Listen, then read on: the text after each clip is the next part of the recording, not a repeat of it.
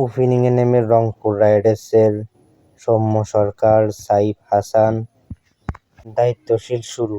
কায়ের Mayes, Iftekhar Ahmed এর দুর্দান্ত finishing. Khaled Ahmed তারবেশ শামসী নেমে ছাপে রাখেন লাইনে ব্যাটারদের, ফলে হাড্ডাহাড্ডি লড়াইয়ের ফলে শেষ হাসি বাংলাদেশের ফ্র্যাঞ্চাইজি রংপুর রাইডার্সের। ১ উইকেট শিকার করে রংপুরের জয়ের নায়ক খালেদ আহমেদ। গ্লোবাল সুপার লিগে দুবার মাঠে নামেন রংপুর রাইডার্স।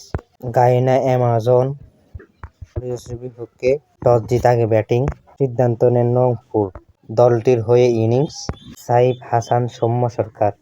তাদের জুটিতে রংপুর 50 রান 18 বলে 1 বাউন্ডারিতে 18 বলে 18 রান করেন সাইফ, ফলে এই জুটি ভাঙেন।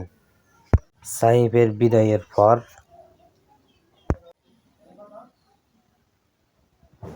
সৌম্য বেশি টিকতে পারেনি।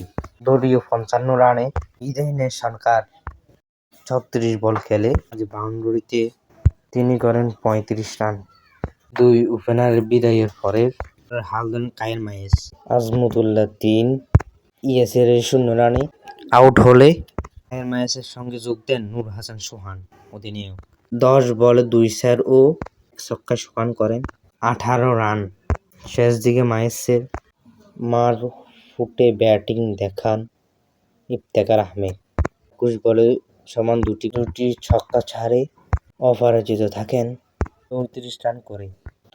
31 বলে 46 অপরাজিত ইনিংস খেলেন কায়ের মায়েস।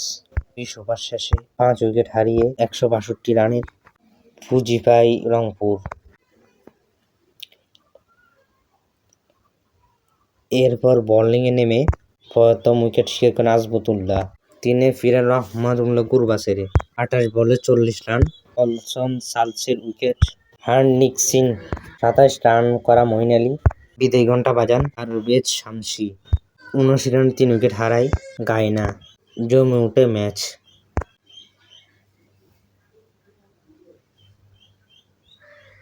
শেষ দিকে খালেদ আহমেদ, তারবেশ শামসীরা একের পর এক উইকেট শিকার করতে থাকেন। উইকেটের পিছনে দুর্দান্ত নূর হাসান সোহান। দারুণ জমে ওঠা ম্যাচে 8 রানের জয় তুলে নিল মাঠ ছাড়েন রংপুর রাইডার্স।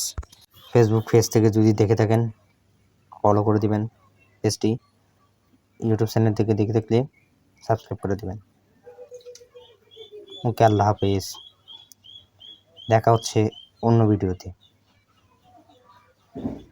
ইউটিউব চ্যানেলের নাম এবং ফেসবুক পেজের নাম মাহমুদ টিভি অফিসিয়াল।